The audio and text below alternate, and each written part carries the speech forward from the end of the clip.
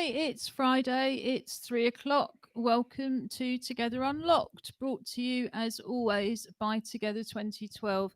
We're a disabled led arts organisation based in the main Paralympic host borough of Newham. I'm Ju Gosling, also known as Ju90. I'm an artist and artistic director of Together 2012.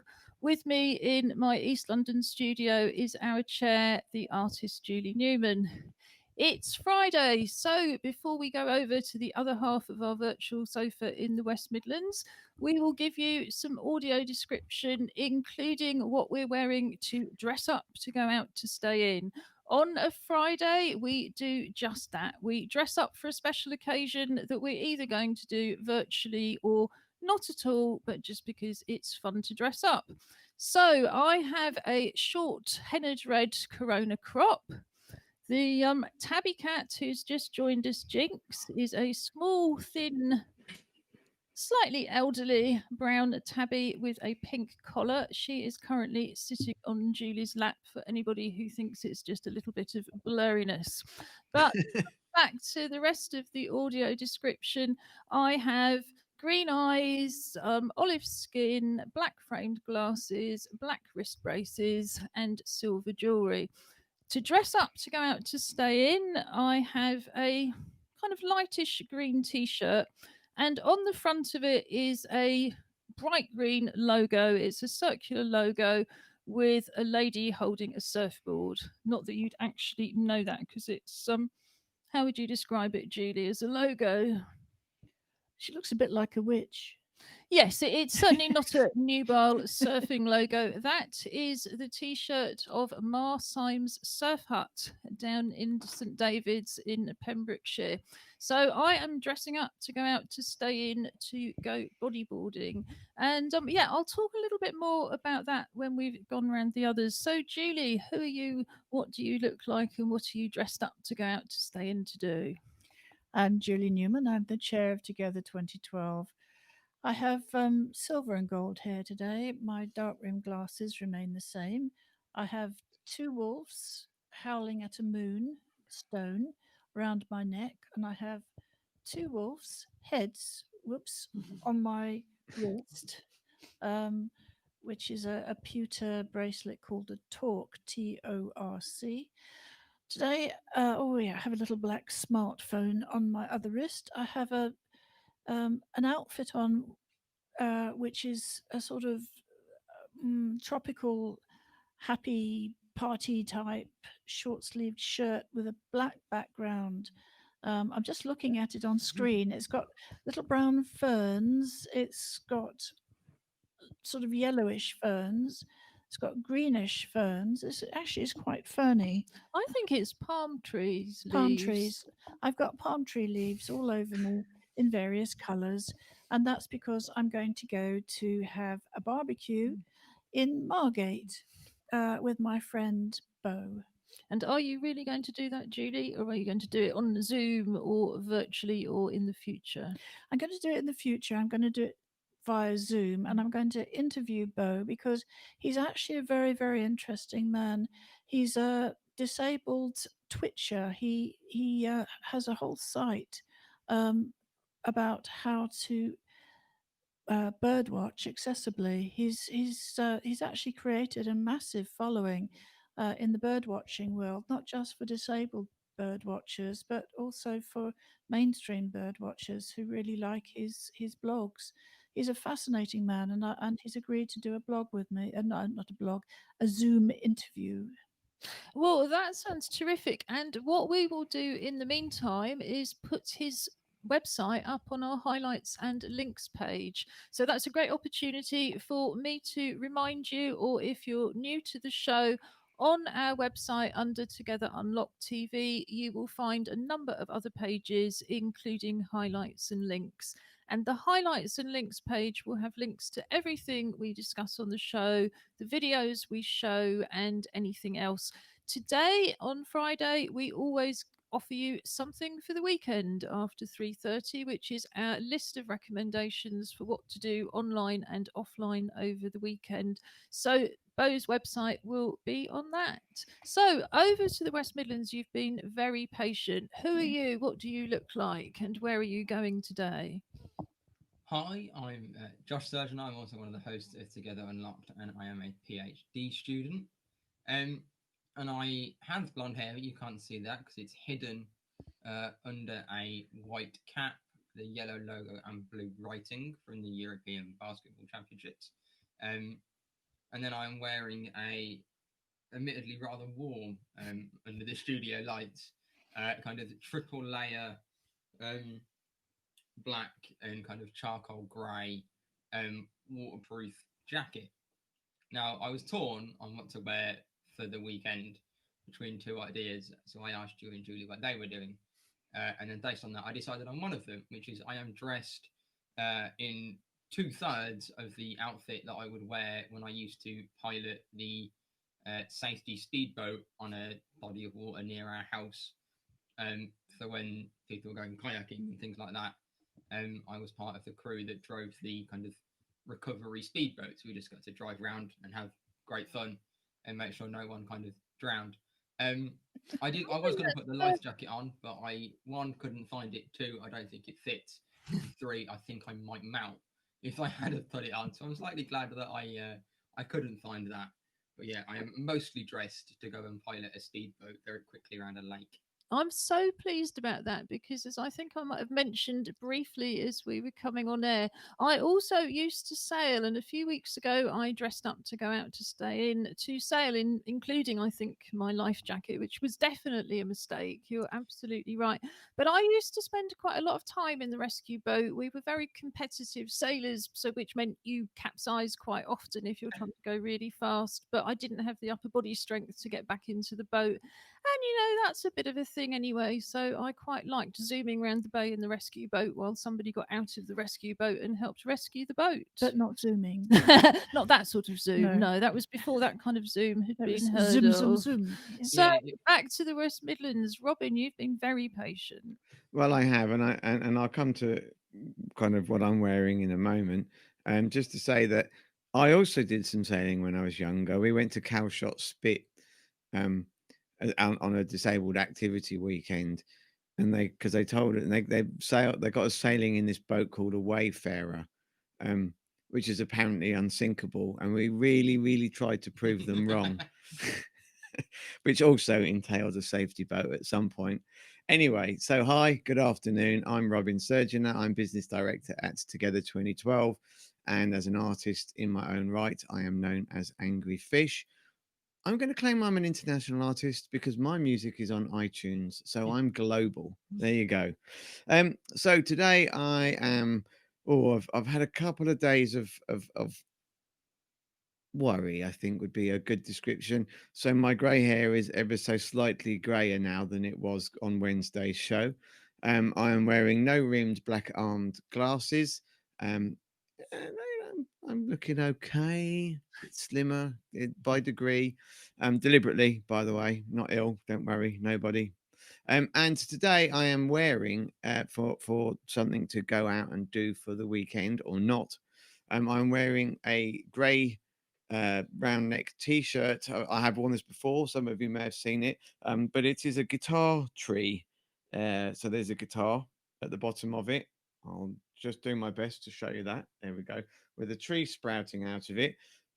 So after the show, I'm going to get one of my more mature old electric guitars and I'm going to bury it and see what grows. Well, that's certainly a way of dealing with stress, which was something I come on and off, but that's all right. It's just our system.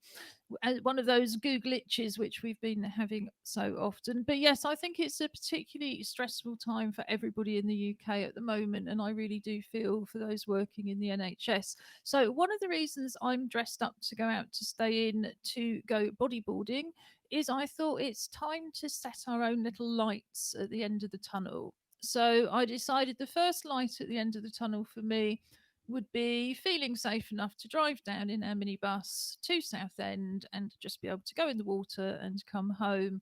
And after that, my light at the end of the tunnel would be to go back to Wales and to be able to go to White Sands Beach at St David's, which is one of my favourite surf beaches in the UK, and have a proper bodyboard. So I figure by next summer I should manage to go to Southend, and the summer after I should be able to go to Wales. And in the meantime, although I can't really show it without moving everything in the studio, I have a picture, a very large picture above my other computers of somebody walking into the sea with a bodyboard, which is part of a series that I did all back in the mid 90s when I was writing up my PhD in Cornwall and volunteering with Surfers Against Sewage. So that's the light at the end of my tunnel, and I think all of us need to be setting those.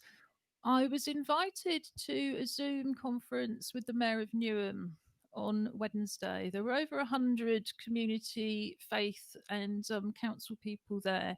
And one of the big asks from the NHS is for all of us, whether we have particularly those with long term health conditions, to keep ourselves as fit as possible this winter. It means that if we contract COVID, we have a much better chance, and otherwise, we've got a much better chance of not bothering the NHS. So I think that has to be about mental health as well as physical health. I remember much earlier in the year during Mental Health Awareness Week, when the theme was kindness, Robin so wisely pointed out we have to start by being kind to ourselves. We can't be kind to other people.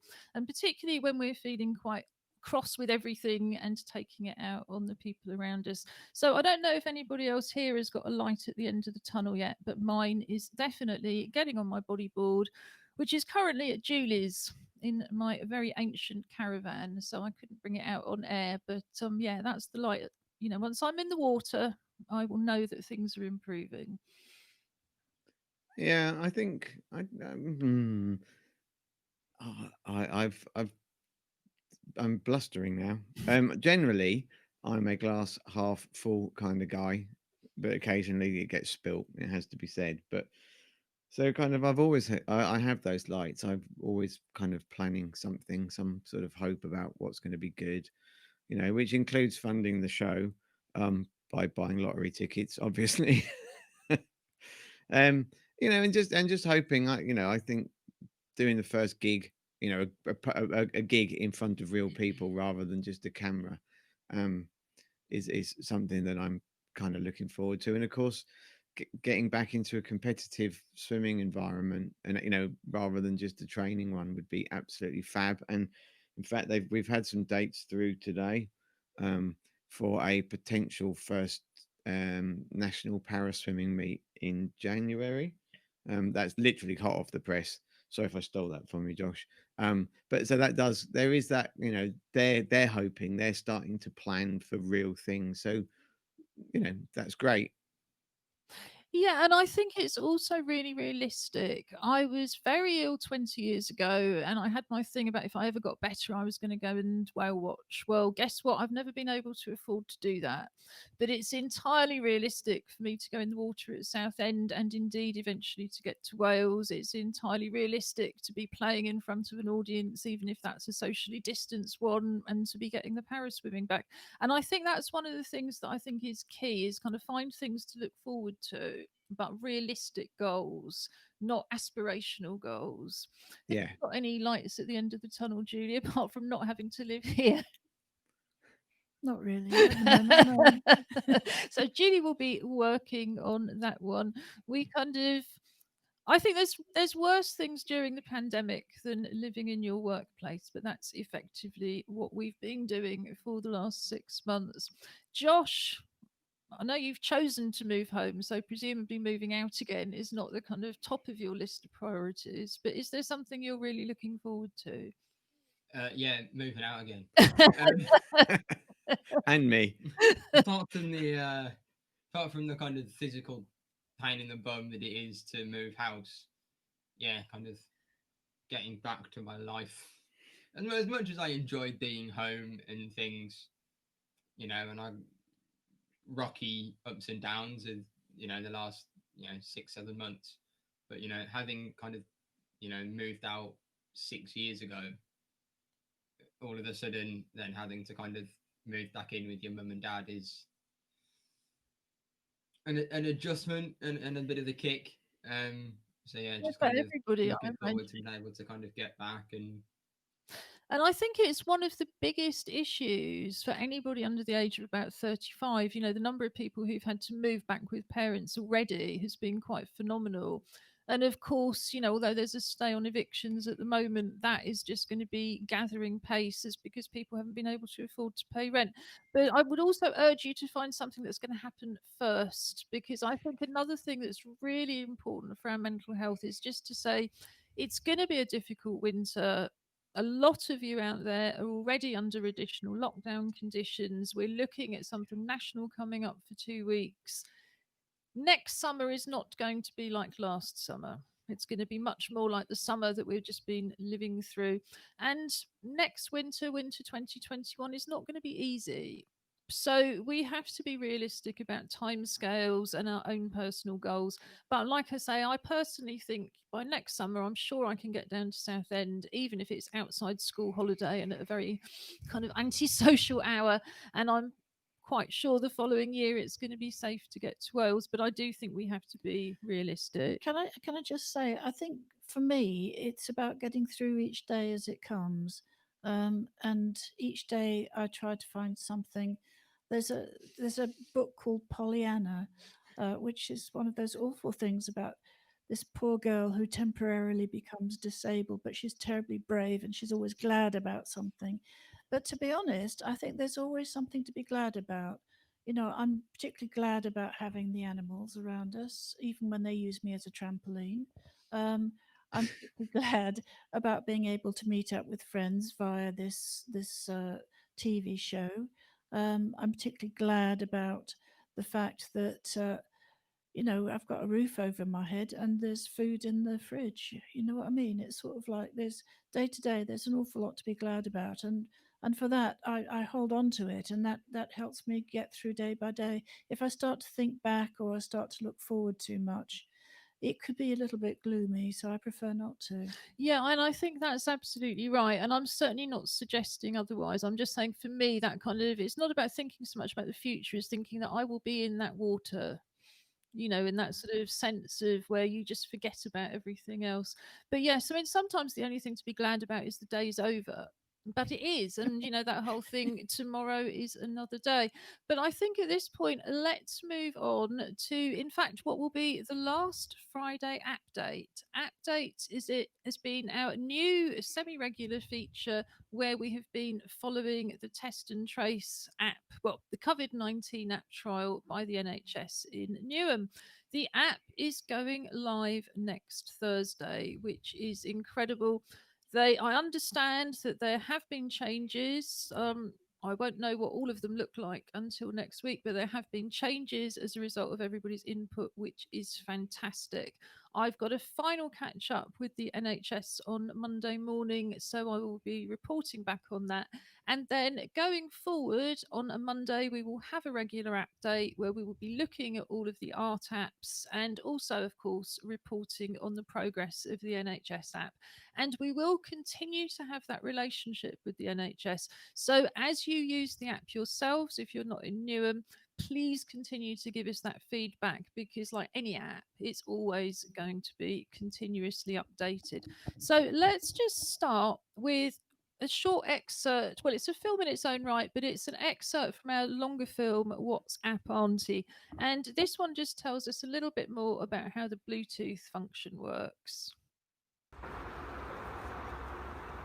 What's up, Auntie?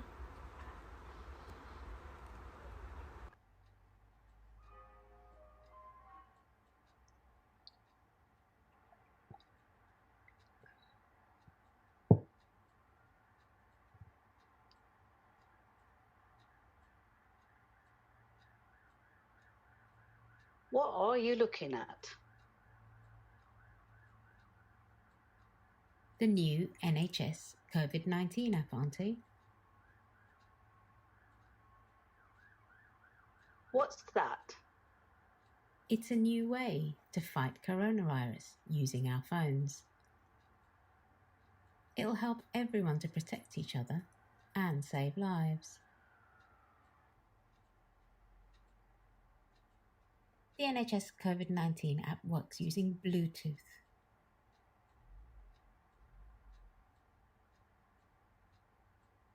Bluetooth is a wireless signal. You already use Bluetooth when you connect your phone to your wireless speaker to play music. I understand. But when I first used the speaker, I had to enter a code to get the phone to connect. What will I have to do to make Bluetooth work with the app?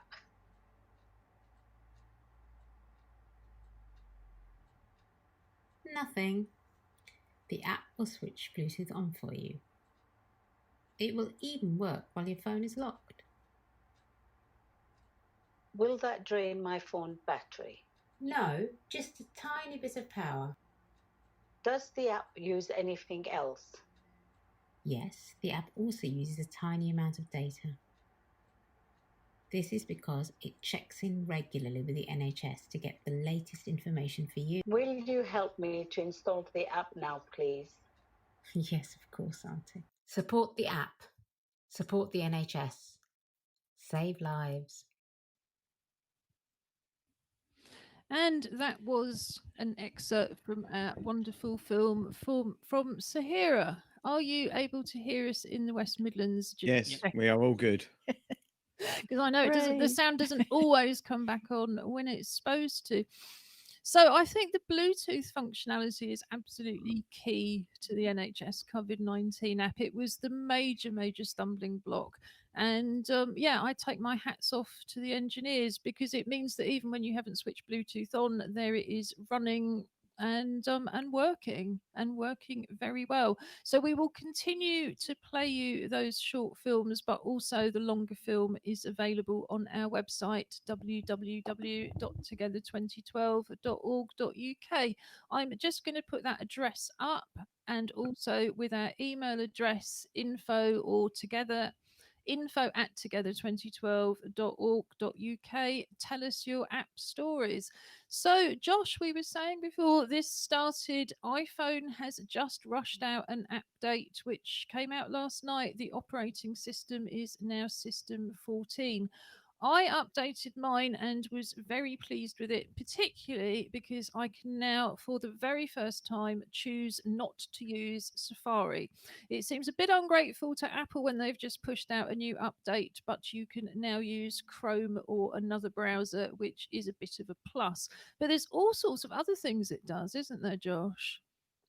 Yeah, so there's lots of kind of changes to how things work and kind of new features. For any Android users, I think some of these are things that they've had for a while, but as things around kind of like group messages that you can now kind of pin messages and kind of do lots of kind of find messages within group chats easier and things like that. The big things for me that I've found so far and kind of playing around with it that I really like is you can now have widgets on the home screen, which are basically kind of gadgety things. So there's 3 sizes. So you can have one that there's a small, which is kind of takes up, for anyone that has an iPhone, the kind of little icons basically is 4 icons in a square, so 2 by 2. There's one that's a rectangle, so 4 by 2, and then there's a larger one that I think is 2 across and then 3 or 4 down. So you can kind of pick what you want, and there's going to be different options of. So there's like a podcast one, there's a music one, a calendar, weather, all sorts of different things, and then they have it's called a smart stack. So that has things like the weather, the calendar, kind of lots of different things, and then you can flick just between them on one thing. And I believe you can add as many as you want to as many pages as you want. But then what they've also done is they've added something called App Library, which from your phone, if you keep swiping left, so away from your home screen, I guess, when you get to the end page, you get something called App Library, which uses kind of smart folders to organize all of your apps into themed things. So all of your games are now in a thing called games, and social media apps are under social and things like that. So I went through this morning and created some widgets that I kind of really want on my home screen, and then 4 kind of little app icons, key ones. So one is settings, and then I've got 3 folders with stuff in. Then I have one other page with my like things I use quite a lot in some folders, and then everything else I just pushed to the app library. Even the things that you don't push are still in there, but it's a way that basically it won't appear on the screen unless you go to the library. So before that, because I was too lazy to organize it, I had about 8 pages of just junk. So I now have 2 pages. I have my home screen with my widgets, and then my commonly used apps, and then everything else is hidden on another screen, in actually quite a neat kind of display, which is really nice. And the final thing that I wanted to touch on super quickly, I was flicking through the update, while it was downloading and kind of reading about what the update was, and I was looking at the improvements to the accessibility or the new accessibility features. I know we talked about it a little bit on Wednesday. The 2 things that I thought were really interesting in that, there's a whole list of things that sound really good, but the 2 that really jumped out was in FaceTime calls and kind of group FaceTime calls.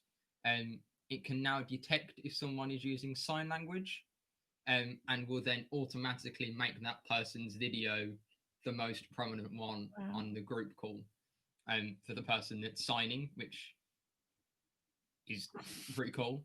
And then the other one was it uses sound recognition to recognize things like fire alarms and stuff like that, and it will then send you a notification to your phone. So if it hears a fire alarm, your phone will then buzz and it will say, "There's a fire alarm." I guess. So whether that was a feature already and that's something that's improved, or if that's a new feature. But I mean, I imagine for people that are deaf, a feature like that is great, rather than just kind of like, oh, everyone seems to be leaving, what's going on? You're like, oh, it's that kind of. Well, to be honest, I can see. I mean, I'm sitting there with my iPhone, and I've got as far as going through my 6 pages of rubbish to get to the new app library. And at that point, I'm left asking, how on earth do you move things between the library, etc., etc. So I'm hoping you're going to give us a link that we can put on our highlights and links page, so we can get all this information from the Apple site or wherever. Yeah, I think Apple have things, and then also there's an app called Tips, which Apple normally puts out things for their new updates and stuff. Right, so we'll put those links up. But I think, sorry, Josh, we'll put those links on the highlights and links page. But I'm also thinking it isn't just deaf people. Somebody like me who is slow to process visual and auditory information, I won't take in. Well, I will, because I have an assistance dog. The dog will bark if there's somebody at the front door, but I won't hear the doorbell. So again, to be able to program my phone, and I'm sure that wasn't an option before. So to be able to program the phone to say the doorbell's ringing or something else is happening is, I think, really useful for so many people, because what people, I think, don't understand is that those kind of recognition things are actually a lower brain function. So any kind of damage to your kind of, your automatic systems, if you like, means you lose that ability to focus automatically on sound or vision. And then your brain just kind of boosts up what it does usually, which is fill in the gaps. You know, when you see something, the brain is always filling in the gaps, but it means for somebody like me, it fills in a bit more gaps. And there isn't usually a bell ringing, so a bell doesn't ring. Although I have just heard the dog barking, so maybe that is a delivery due. Okay, so it's 3:30. We bring you this show as part of our Join In From Home program. So I think, unless we've got anything else to say on apps, we could move on and hear a little bit more on video about Join In From Home. I just have the ubiquitous pun Brilliant. or use of app is that it is great to have all this apparatus that makes life easier for us. I really appreciate that. You're absolutely right. Together 2012 is running a Join In From Home programme from our website, together2012.org.uk. Click on the link at the top of the page, Join In From Home, to go straight to the main page where you have a wide range of accessible, inclusive creative activities, mostly using things that you would already have at home. At the top of the page and throughout the pages, you will also see videos in British Sign Language to translate the site for deaf people.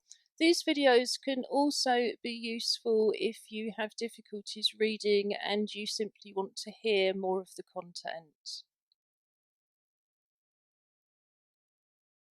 The Join In From Home programme is based on the activities that we would usually be running in East London. So, for example, we have an arts club which usually operates on a Tuesday with craft-based activities and on a Friday morning for drawing and painting. Here you can join in with the arts club's Hands project and celebrate your uniqueness and membership of the human race. There are full instructions on the linked page here. But essentially, we invite you to draw around your hand on a piece of card. It could be an old cereal packet. Cut the shape out, turn it over, and decorate it with anything you would like to do. It could be paints, crayons, glitter, collage, beads, leaves, anything you can think of. Photograph your hand or hands and send it to us at tv@together2012.org.uk. We'll add it to our video installation and share it on social media. Our music club usually meets on the first Friday of each month. We have an open mic session and we invite everybody to play along with percussion instruments. So here you can learn how to make your own percussion instruments from recycled materials. And you can also join in a percussion workshop from last summer in terms of Carnival Percussion. So these three instruments are used most often in Carnival. We have a shaker, and a go-go, and a hand drum. So this is how to make a recycled shaker, a recycled go-go, and a recycled hand drum. You can also, if you're technically minded, make your own tactile sound instrument. This does require a few simple electronics, but is a very interesting and exciting project as part of our Vibrafusion ongoing work. You can also listen with Together.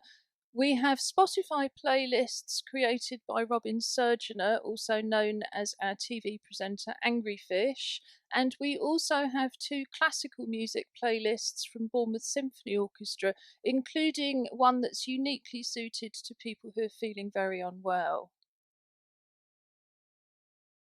And here we are back again, I hope. So, on that happy note, we've had a little bit of input from viewers, and I have a video from Stara Plurger, and she's going to show us how she's been painting butterflies.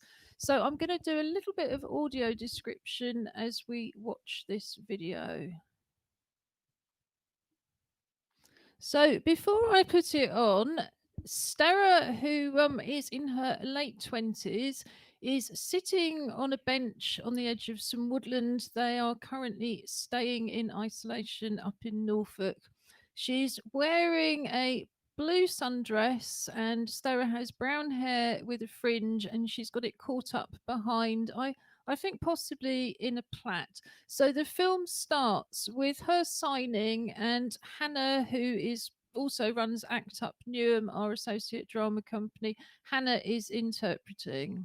I'm Sarah, and I made a painting of butterflies.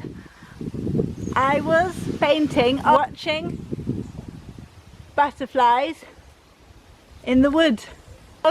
Butterflies. I was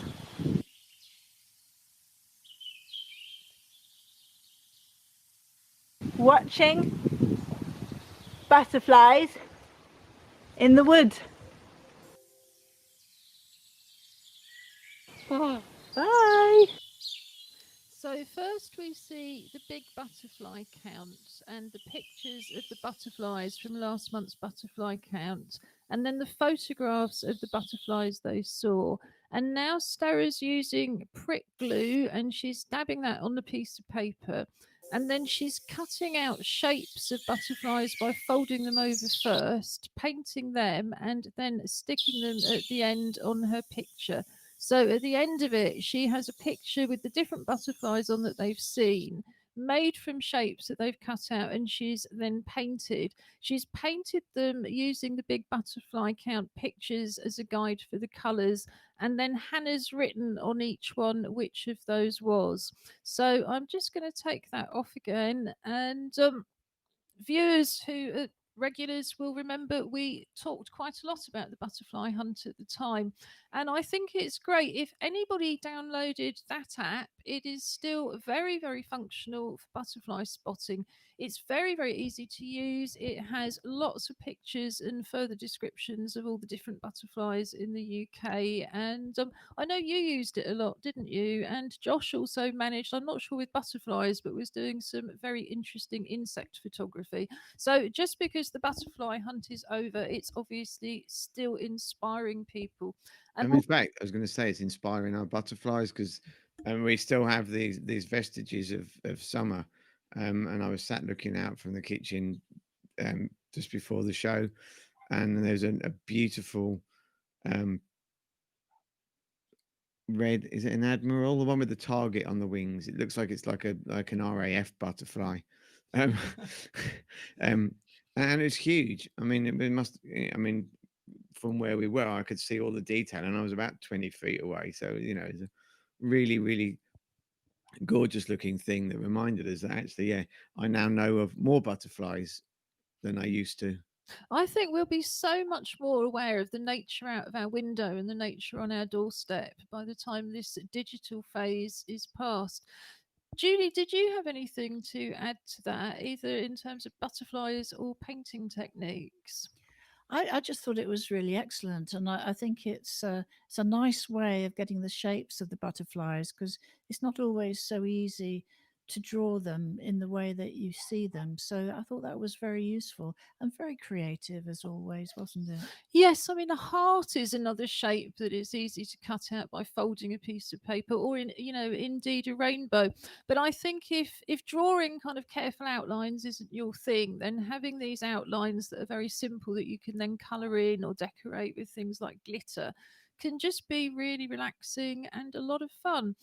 So, coming up next, something for the weekend. What recommendations do we have for viewers this weekend? Who shall I start with? Julie?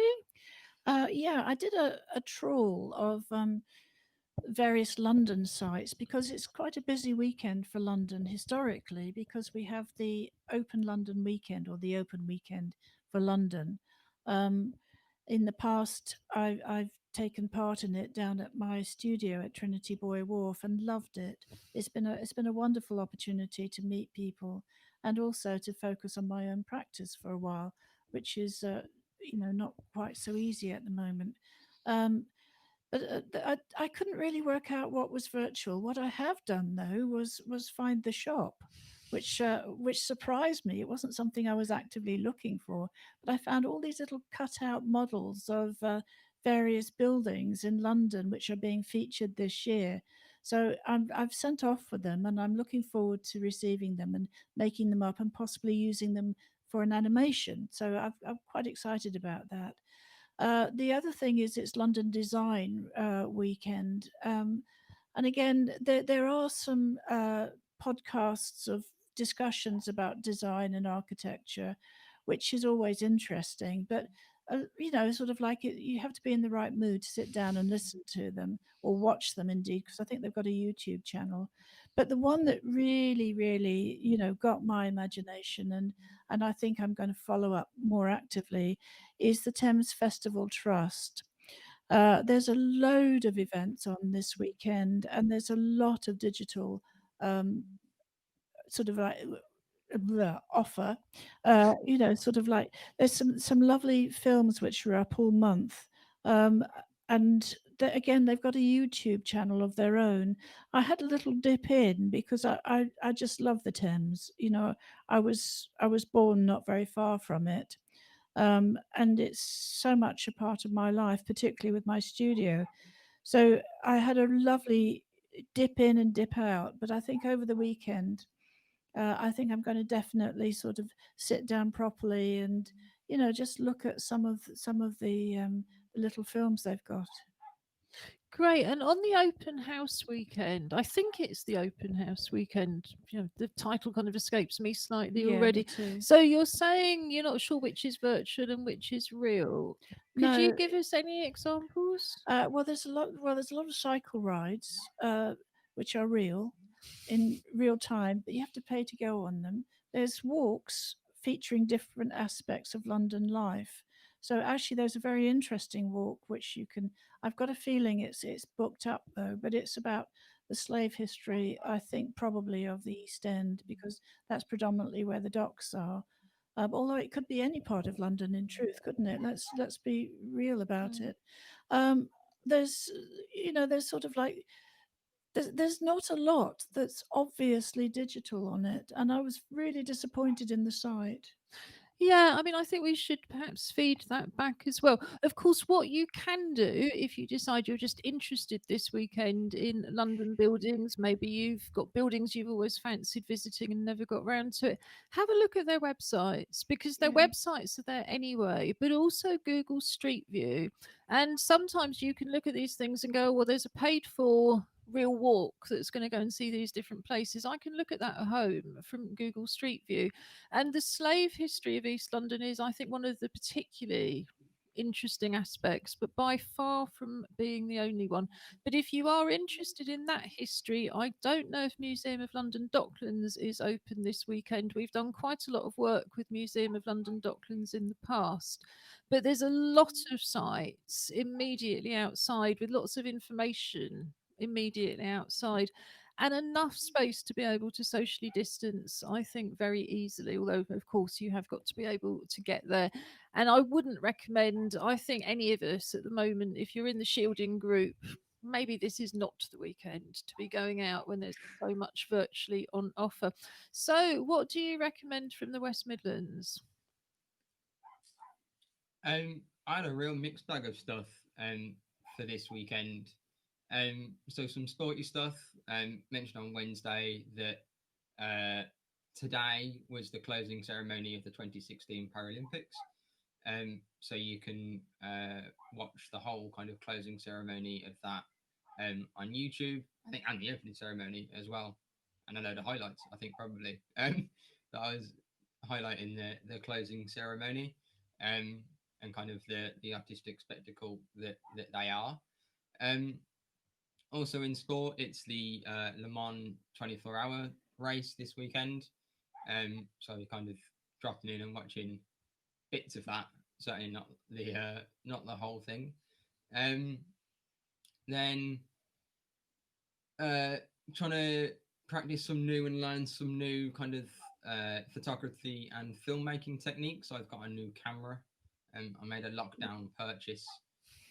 So I'm going to kind of have a look online for some kind of tips and guides and things for that and play around with that. And then to finish off, as the resident nerd of the show, as Ju likes to say, yesterday was the 2020 Ignoble Prize awards ceremony, which is a play on the Nobel Prize, which ideas that make you laugh and then think. So you can just kind of go online and see what the different awards are and kind of what they were for. But there is also a full kind of hour and a half, I think, or around that, kind of pre-recorded show. That's kind of the ceremony that is very strange and kind of out there and campy and very comfortable with what it is, and it knows what it is. I was watching some of that earlier, but they do all sorts of, there's a 3-part mini opera in it. There's kind of the people getting their prizes. They do something called 24/7 lectures, which you have 24 seconds to explain your research in kind of full technical detail. And then you have to explain it for everybody to understand in 7 words, which is quite interesting to kind of see people do that. And then the final one, there are some very funny awards in this year's one. And then the final one is similar to what Julie was saying with podcasts. I'm going to catch up on the latest season of the Infinite Monkey Cage podcast, which finished its run a couple of weeks ago. I haven't listened to any of it yet, so I'm going to sit down over the weekend and catch up on that. Cool. Right. Well, over to me then. Well, I'm going very, very sub-technical, I think, actually, although it does involve a website. So in fact, I think I've scored enough points on this to something for the weekend for at least the next 5 weekends. I've found a website called lifehack.org, which I have, of course, forwarded a link and a short description to go up on the site. And basically, it is a kind of really nice set of simple ideas to do at home, from playing noughts and crosses or hangman, to sentence games, to building a kite, and I'm just to the most extravagant thing being, how to make popcorn or how to make a loaf of bread. Some ideas around visiting some things online, but it's just actually one of those. I was quite pleased when I found it, because it's kind of like, yeah, I don't have to think. And sometimes, you were saying earlier about, kind of the whole well-being thing. Actually, that's one of those weekends. I mean, tomorrow I've got coaching and then a sports seminar anyway. And then I'm thinking, so Saturday evening, Sunday, I'm done. I just, and playing noughts and crosses just sounds like an ideal way to de-stress. Absolutely. I mean, we've talked, I think, quite a lot about how it's very difficult at the moment to do certain kinds of creative activity, and sometimes doing something that isn't creative at all really works. Josh, I'm so intrigued. Can you give us just one example of one of these Ignoble prize winners? Yes. So for this year's prize in acoustics, it went to a research team for recording a female Chinese alligator bellowing, and the difference between a air-filled tank and a hydrogen-rich tank. So basically, it's making a crocodile grunt while it's inhaled a party balloon. Helium. Now, yeah, with So you said hydrogen, you meant yes, helium. Yes, helium. Sorry. The scientific reason is they wanted to see if its vocal cords are resonant frequencies. So if the pitch goes up because of the helium, the kind of sound waves are compressed, so it's higher. But yeah, they kind of just put an alligator in a box filled with kind of oxygen and helium, and to see if it went a bit squeakier, and it did, and stuff like that. I think we're in the wrong business. Yeah, there was some very funny ones. I don't know. I'm quite happy to steer away from boxed alligators. Well, I suppose there is that. I remember last century, visiting my mother, who had married somebody who lived in the States, and was just astonished to get to Florida and discovered that people lived on these estates where you had alligators wandering around. And I thought, well, this is a very interesting approach to what to do when you're too slow to get away from the alligators. I know the country doesn't have a kind of joined up social care system or a state health service, but I thought that was really a bit extreme, seeing all these massive alligators running around between the pensioners. But that's America for you. So is that the end of the recommendations from the West Midlands, or is there more to come? I mean, I can give you some more funny Ig Nobel Prize awards if you want, but other than that, that's the No, that's Well, it. I've got two more recommendations here, and I think Julie's got one more.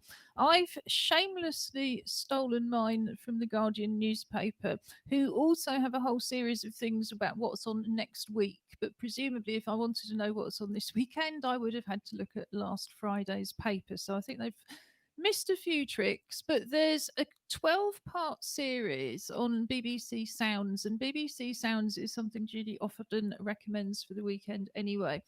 And it's a 12-part series called Ecstasy, the Battle of Rave, and it's looking at back in the 80s and 90s rave culture. Apparently, there's 6 documentary episodes also chart the drugs impact. There's a 5-part tale of ravers and the club industry, and a roundtable discussion. I have to say, I might be skipping the stuff around drugs and the roundtable discussion, but I think the stuff around subculture and music sounds really interesting. Also, every week, but I haven't flagged this up before, The Guardian do a podcast called Science Weekly, and it's their health editor, Sarah Bosley, and she gets joined by reporters and then takes questions from the public. Obviously, at the moment, that's all based around COVID. But they apparently potential impacts of the flu system has been one thing, and very relevant to what we were talking earlier, how to tackle healthy eating. We could possibly, apart from Robin, who's been doing all the right things since the beginning of lockdown, all get a few tips from that. Julie, what's your final recommendation? Well, it was something I came across and sort of got very excited about, and then got very disappointed about because it's very expensive. The English National Opera are doing a drive-in version of La Boheme. It's not the full version. It's been cut, but it's up at the Ali Pali, and apparently they booked it well before the pandemic struck. So they were actually sort of a bit spooky there. They were well in advance, but the cars cost over £100 each to park up. But you can go on bicycle, and apparently you can go on foot. But it seemed an awful lot of money to me. Yeah, I mean, I suppose if there's 4 of you and you're used to going to the opera, I think our budget for entertainment, like so many people's, is so minuscule that it's £8 a month. Yes, I haven't noticed the impact in my pocket of not going out, to put it that way, because we weren't really paying to go out anyway. So yeah, I think we've got time for one more funny award winner, Josh. Shall I pick a good one? hopefully. I liked the one that was this year's Entomology Prize, awarded to Richard Vetter for collecting evidence that many entomologists are afraid of spiders. And then the article is called Arachnophobic Entomologists When 2 More Legs Makes a Big Difference. For those that don't know, entomologists are people that study insects. Arachnophobic entomologist is quite a funny. Insects by definition have 6 legs. No. Oh. But I think they probably all have more than 2. Yeah. Multiple legs. Yes, spiders aren't insects, but apparently it's a common trend that Oh, people I that see. study Not insects are scared of spiders. not while we're on air anyway. So next week coming up, we have on Monday our new usual update. We also have a range of other things, including lots of focus on film and photography. I'm delighted to say that includes an interview that's already been recorded by Julie with photographer Tim Boddy. Now, some people may have seen Tim's work on the BBC last week. He has produced a series of beautiful, beautiful photographs of plants using techniques where you create the emulsion that you develop the photo on. I'm getting more and more confused here, with vegetables. So we will have that interview with Tim explaining how he produced these pictures that have been featured on the BBC. We'll be having another look at those pictures. and having our general discussions about photography and filmmaking as well. Wednesday, we always have our Clockwork Paralympics, report on sports and virtual gaming from Josh, but most importantly of all, lots and lots of poetry. And racing. Well, that's the Clockwork Paralympics, isn't Yeah. it? But we've got a grudge. Yes, our teddy bear has behind us. Ash is very unhappy. He's not. He's taken the hump because he's not there. Oh, he's there. It's just he's. I think this is Ah. however many Oh, he's a blending in. camouflage teddy. Yes. he's So that was a bear. good bit of teddy bear hunting there because we couldn't see him at that point. Well, your teddy bear, despite the fact it's got a medal on, is not visible at all. But before we go completely off topic again, we wind up on a Friday for the weekend with live music from Robin or a guest. I'm delighted to say that it's Robin again this week. So the rest of us are going to say goodbye. Have a great weekend. Stay creative, stay home, and stay well. And we'll look forward to seeing you on Monday. The recording of this show will be up by 7 o'clock, along with the highlights and links page. The captions take a bit longer. You can find recordings of all of our past programs on our website and also past highlights and links. Just follow the page down. So that's goodbye from me, Ju Gosling, Julie Newman. Yes, it was here. Tom was there. Okay, so this is a song called Scapegoat Blues. I wrote this a few years ago. So, but there's a line in there where you can feel free to insert whichever particular prime minister you feel it relevant to, or indeed any prime minister, because it will probably still be relevant. So we're being absolutely apolitical on this. It is aimed at prime ministers per se. So this is Scapegoat Blues.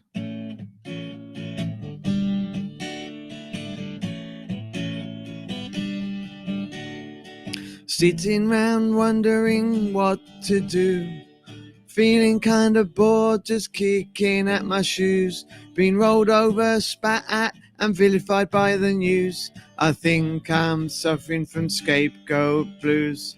I think I'm suffering from scapegoat blues.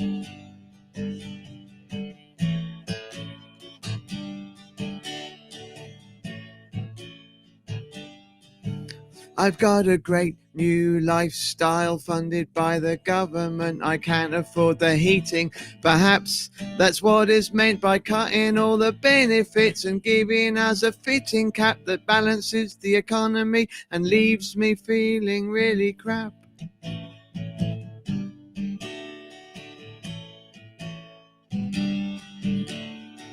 All my life I tried to fit the mould, but it don't make no sense. I think they better go.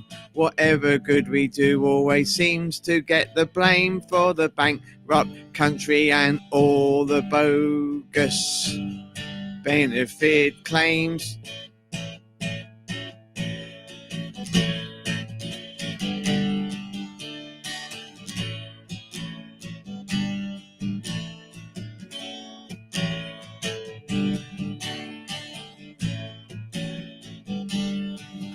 I got the scapegoat blues. It was nothing that we did, you know. We face a public vote, 'cause opinion is the new game show. We got the scapegoat blues. The weak are under fire again, 'cause Cameron or Johnson or May or Brown or what was that one before him, Blair, is a dictator, and their deputies are just the same. So I got a load of letters by proxy from the government via the Daily Mail, the Sun and other media departments. It doesn't seem to matter. We continue to refuse to accept their indoctrination. Got the scapegoat blues. I got a load of letters by proxy from the government via the Daily Mail, the Sun and other media departments. It don't seem to matter. We continue to refuse to accept the indoctrination. Got the scapegoat blues. To accept the indoctrination. Got the scapegoat blues.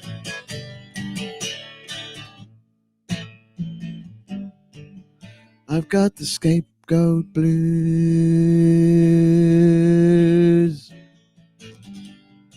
I've got the scapegoat blues.